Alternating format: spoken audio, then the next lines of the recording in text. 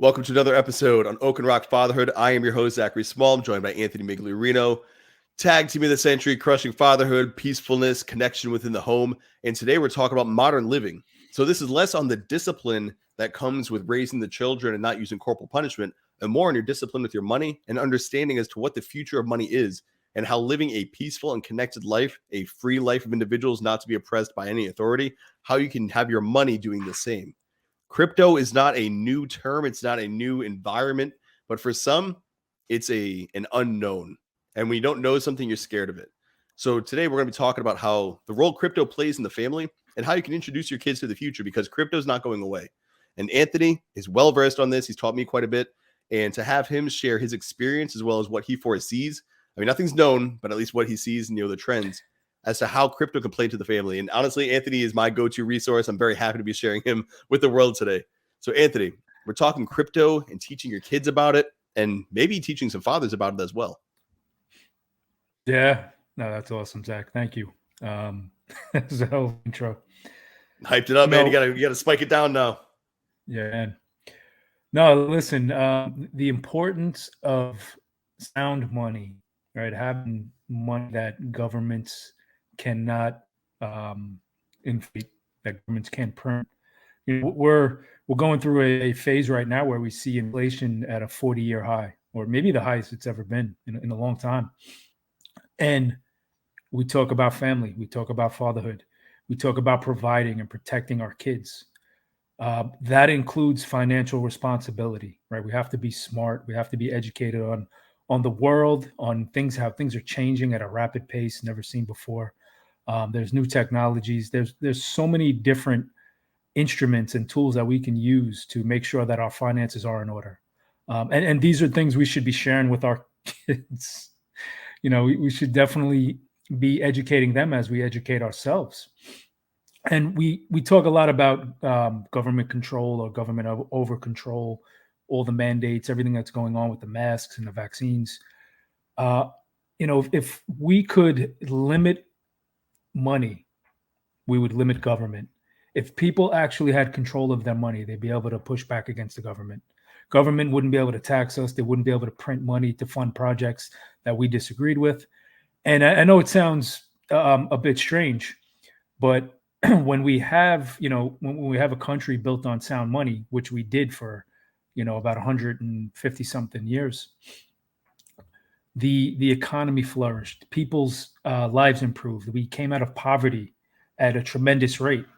And now that government can print money, we're seeing people fall back into poverty. We're seeing families struggle, right? We have both parents have to go out and work to live as a middle-class citizen, where before, if you go back to the 1970s, before the Bretton Woods Act, which they took the gold standard away from the dollar, a father would go out and he would work a decent job, a middle-class labor job, and he would be able to support his family. He would be able to climb from the lower class to the middle class.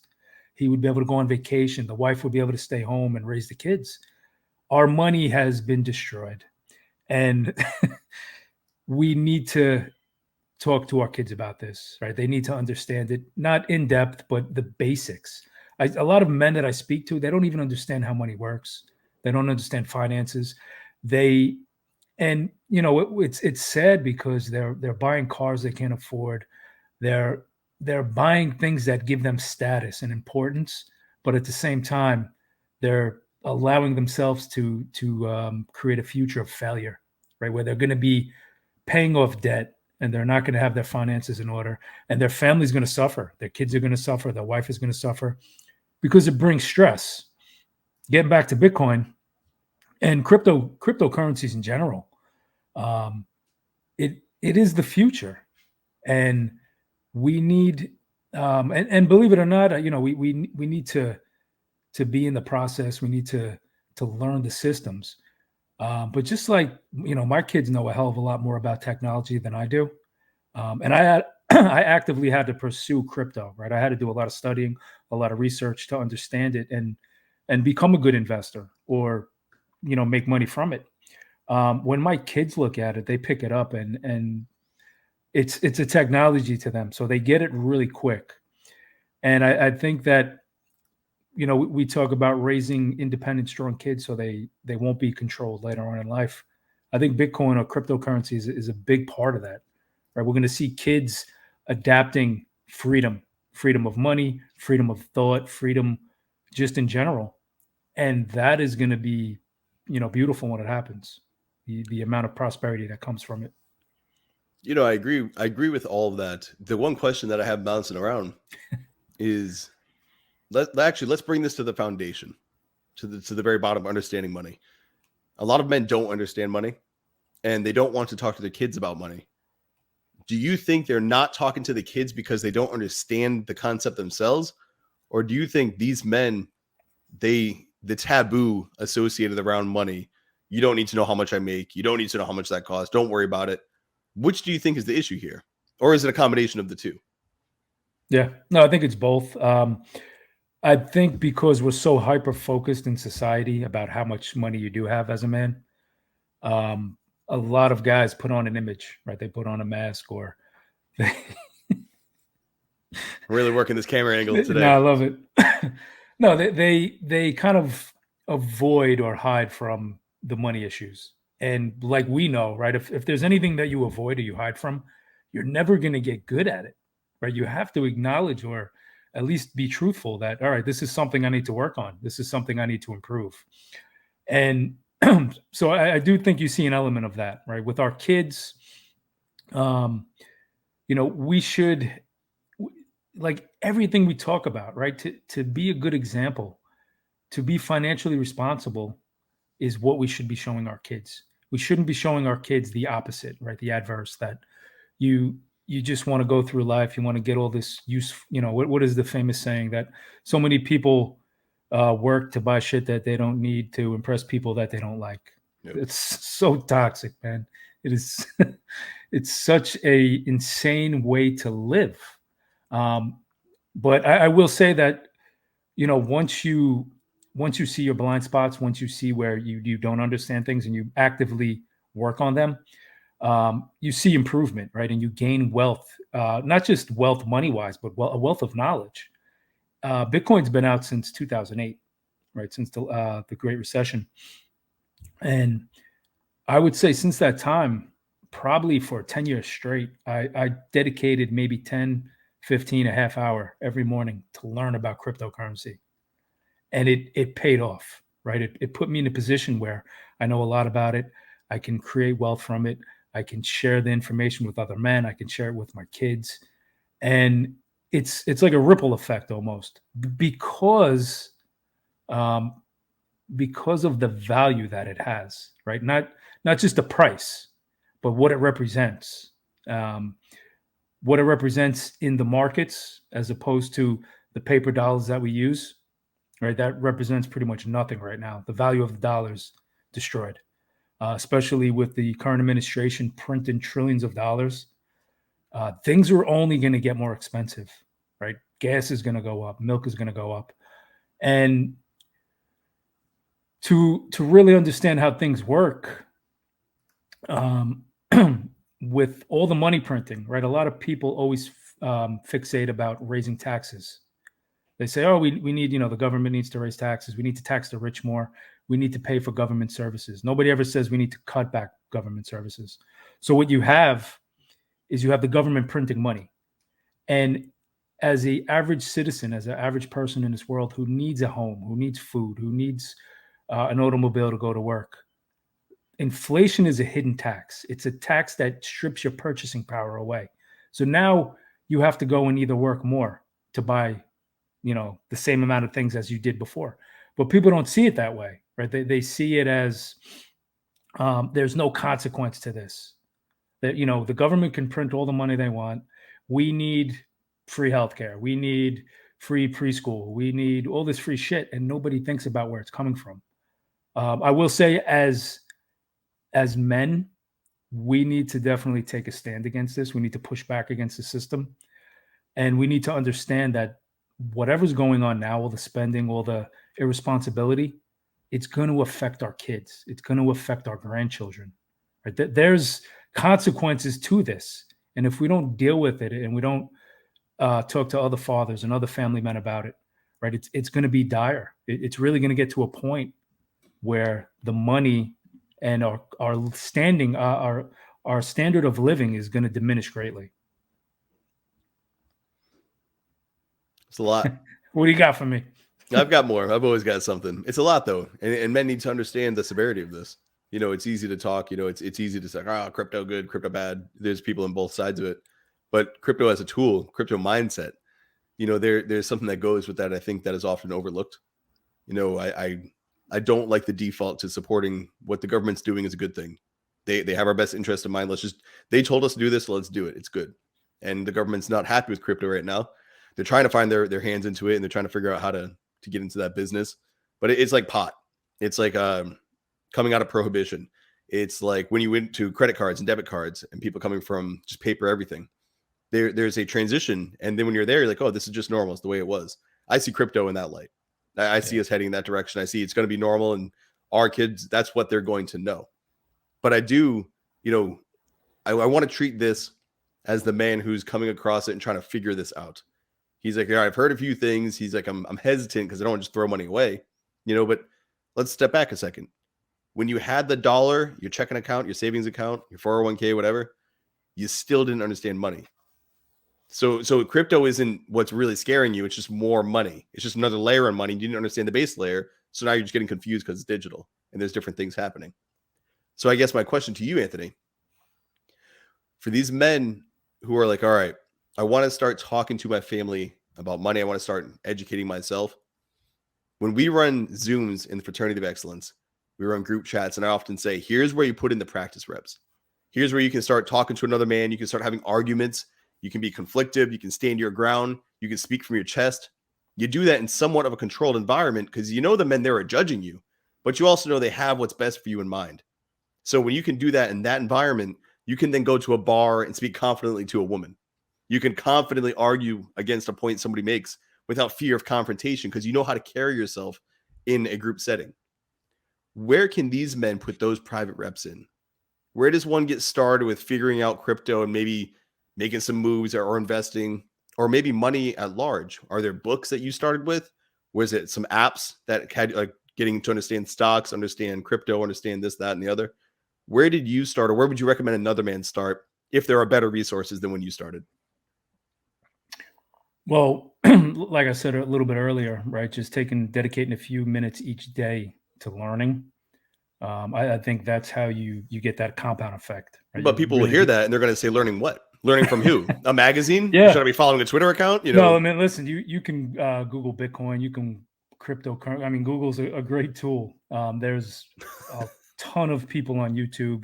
I really, something specific. I mean, I've listened to a lot of people over the years, a lot of snake oil salesmen, a lot of people pushing things that fell apart because it becomes a mania. It becomes a really big hyped up, wishful thinking. I'm going to become rich. I'm going to have 10 Lambos.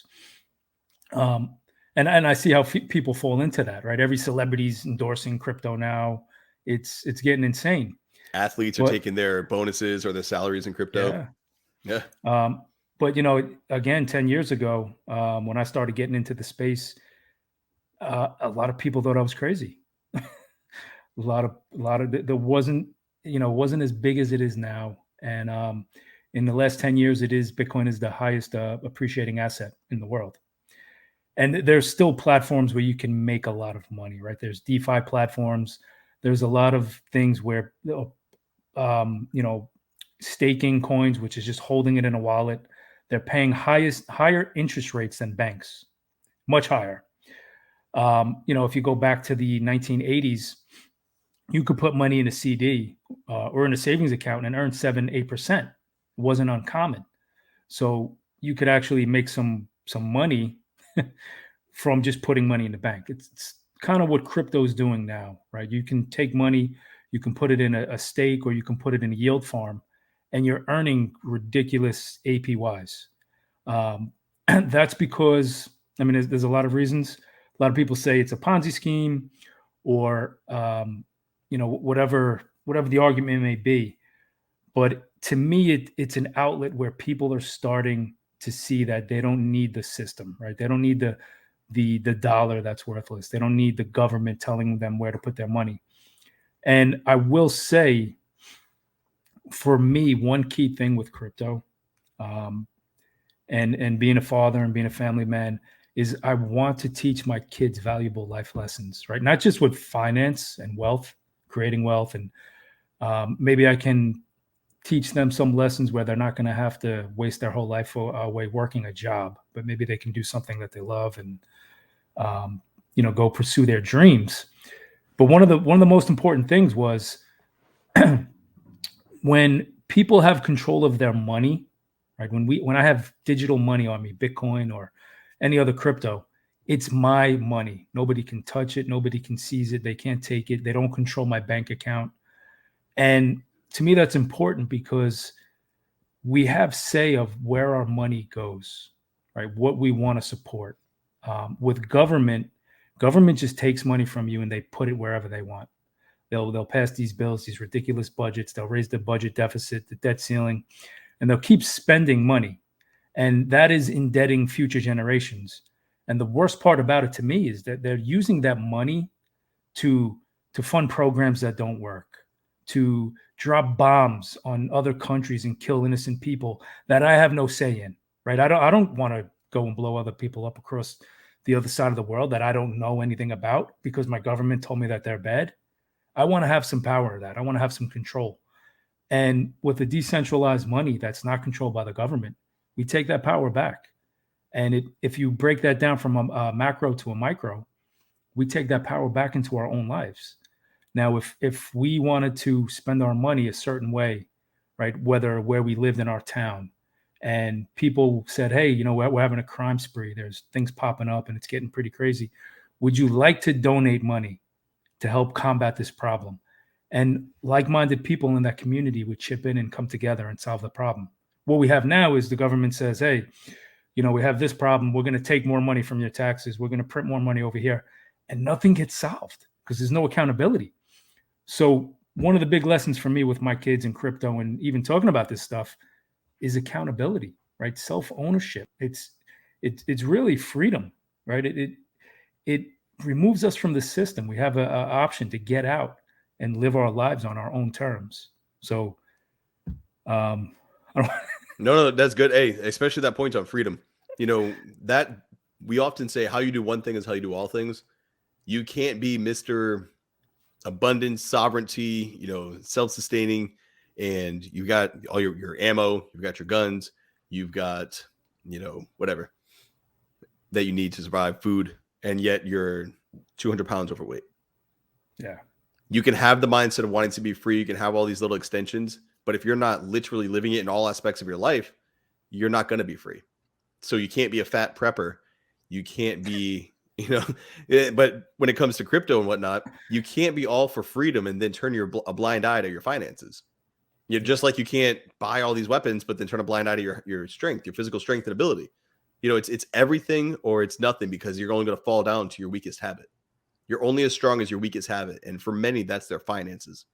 So when I see crypto, I see it nothing more than a tool for me to position myself in a better spot in life. I can send money to whomever and I can receive money from whoever. And there's no middleman taking $15 out of the mix. It's pennies to the dollar, not even. It's fractions of pennies to the dollar to send and operate in an area that would be cumbersome if gone through government channels. It allows me to move, it allows people to move. So I'm all for it. And some people tie their identity to it. And that's what confuses me is I was never tied to the dollar. I'm not tied to Bitcoin. I'm not tied to any certain crypto thing. I'm tied to my money working for me. That's where it ends and begins. My money helps position myself and my family. And so with that, I see crypto as a good thing because it is another tool for me to start looking around as what is available to me. And I don't want to be the guy who's physically strong, mentally strong, my family's at peace. But if the bank decides to shut down, I'm fucked. And that happened. That happened not too long ago. I think it was last year. And I was talking to you, there is some writing on the wall. We made some moves. A lot of people, they had their reserves at home and whatnot, and we were no exception. We're like, all right, things might get weird. And our local banks just shut down. And they're like, well, the ATMs, they were shutting those down. I'm like, what about the people who didn't make these moves? Yeah. Like, What I about the can't people who go. needed money to buy food that week? That's what I'm saying. Like, these people, what if they were like, oh, I'm not worried about it. The government will take care of me. Well, they didn't. And that wasn't even hard times. We're talking about good times, strong men make hard times. Dude, or weak men. Like, like we're in the point where it's not even hard and people are struggling. What happens when it gets hard? And the government says, no, we need your funds right now. Some people are going to be like, good. Yeah, the government's taking care of us. Yeah, take Other my people are money. going to say, I wish I had put my money in other places. I Yeah. wish I had either cash on hand that I could use. I wish I had other materials to use, or I wish that I had something like cryptocurrency, using, we can say Bitcoin, but there's many out there. You have crypto to where you can start still. People can send and receive for goods, for your everyday goods. Stores are accepting it. Like I said, professional athletes who are quasi celebrity status. You see a guy like Tom Brady taking Bitcoin, all of a sudden Bitcoin's cool. Why is Tom Brady taking Bitcoin though? That's the question. Why are these people taking these things? It's not some crazy conspiracy theory. This is here to stay.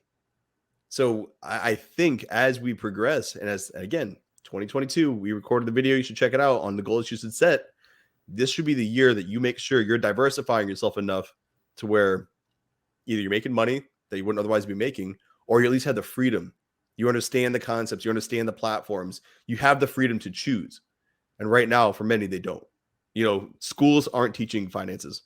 They're not teaching shit, nothing applicable. So kids aren't learning. They don't have a resource. All they do is go to their bank and come up from their bank. That's all they know. They don't understand where their money's going, why it's going, who has it, what they're doing with it, they don't know shit about income loss. They don't know anything about anything from the school system. And then their parents are hiding it because it's taboo. How the hell are these kids supposed to be financially strong and financially sovereign if both school and parents are failing them? It shouldn't be two dudes on YouTube that are doing this. It should be you, dad, who's watching, or mom watching this, learning. You take it, you use your phone or your desktop, you learn the system, you get yourself educated, play with some fun money, like you're not afraid to lose, just learn the system, how it all works, and then take your kids into the fray. Hey guys, here's how this works. Here's why we do this. Stop being so afraid of your kids finding out how much money you have or don't have. Teach them how money is to be used. Don't be ashamed of your number not being high enough or what the hell ever you might think that they're going to judge you on. Just teach them how to use money. Get them money. Get them crypto. Let them play with it. And when they come to you like, hey, I'm fucking screwed up. Yeah, you learned a lesson. That's the best way to learn. Make small mistakes. You don't make big ones. And Have if you we're been not letting talking to these my kids, kids? I'm just saying, man, the market's down. It's not looking good for anybody. We're all suffering. But it is what it is. At least, you take those lumps, you move on. If kids are afraid of money, the government's going to own them because it's going to just slap their ass. And unfortunately, that's the story of many. Yeah. No, I mean, what you said, right, about the banks also, that was during the height of Corona pandemic, uncertainty and fear. You went to the bank, you couldn't take your money out.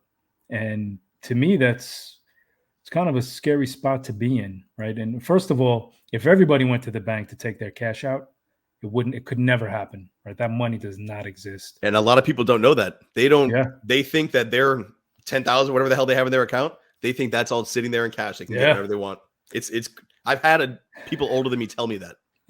I'm like, no, that's not how that they only works. have to keep 10% in reserves, right? Yep. It's fractional reserve banking. So if you put in $100,000, they got to keep 10 grand in the bank. The other whatever money goes to who the hell knows what. So you got to think about it like that, right? That the money's not, to a degree, it's not real. It doesn't exist. And if again, it to me, it goes back to freedom. It goes back to quality of life, right? If we want to really set our kids up for success later on, they have to understand things about money. They have to understand that the government does not care about them. The government doesn't care about their future. They're going to continue to devalue their money.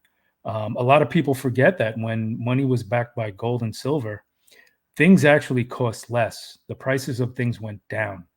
And people don't realize that, because when a money is backed by something or it has value, the purchasing power increases. What we have now is the value goes down, and now you need more dollars to buy everything, right? I don't even know how young people are going to afford to buy homes in this country. It's really crazy. I mean, I would assume that like the previous bubbles, things will pop and prices will come down. But there's going to be a lot of pain. There's going to be a lot of suffering. So now is the time to get dialed in, right? Now is time to understand how things work, to maybe take a look at crypto, and invest some time and money into it so you can better the position of your family for the future.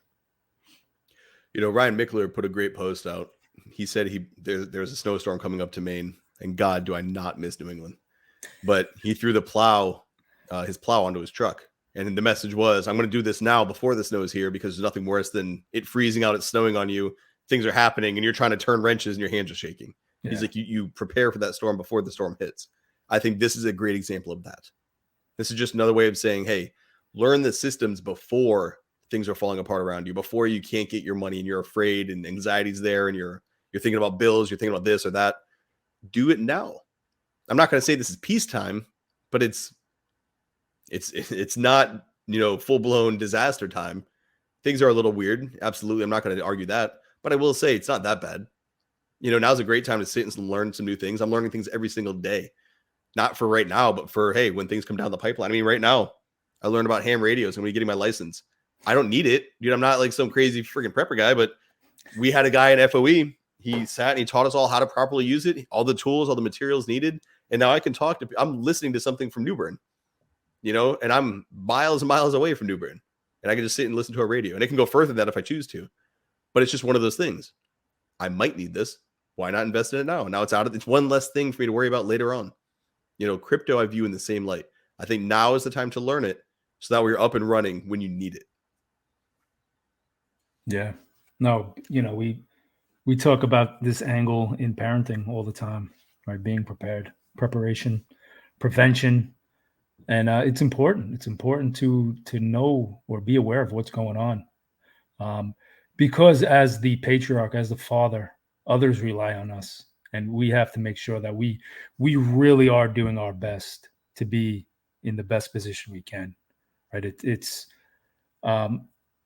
the argument, I'm doing the best I can, or my parents did the best they can. And we can't make excuses. We really, if things are going to get dark, if society's going to get fucked up and they're going to continue to divide us on bullshit, right? On race and religion and gender, we have to be prepared. We have to make sure not only financially, but the minds of our children. We have to make sure they're prepared for tough times, that they can withstand the disorder and the chaos financially, mentally, spiritually. And it all comes from being prepared. It really does. So now people are listening. They're all hyped up and ready to dive into freaking crypto. Yeah. What's the best way for them to touch base with you if they have any questions? Is it through the email below, or is it through Twitter? What's the best way for you to just actively communicate? Like, hey, man, I did this and I have a question, like the little questions. Do they want the deep dive? Look, you have to work for that. But the one-offs, where's the best way for them to touch base? At Peaceful Fathers on Twitter, and absolutely the email. You guys can send me an email, and like we say all the time, at Fatherhood, anything related to family, reach out. Message us. We're always open for the conversation. We do a lot of talks on Twitter. We do a lot of Zooms. We're trying to help fathers. That's the goal. That's the initiative, is to build stronger fathers, healthy families. If you message me, I'm going to forward you to Anthony. So don't even do it. Just skip the step. Just go right to the man. Because every time I'm in it, I'm playing around with it. I'm figuring some things out. But every time I hit that brick wall, I'm like, yo, what's up? And the man has yet to not have an answer or a resource where I could go and learn myself. So Anthony, thanks for the time breaking this one down. This is a solid one. The topic of crypto with fatherhood, it's a new beast, but we're living in a new world. We need to be fathers equipped for modern times. The 50s, the 20s, the 90s, the 80s, like the 2010s are gone. We are at 2021, 2022 and beyond. That's where our efforts need to be. Things have changed. We need to upgrade our parenting software. We need to make sure we're ready for these modern times. And a part of that is not just locking in the old school lessons of finances, but learning how to apply them to the new school lesson of crypto and what's to come down the pipeline. Keep yourself up to date, stay involved, and set your children up for success in the day we're living in and not the one that you were raised in. This has been another episode of Oak and Rock Fatherhood.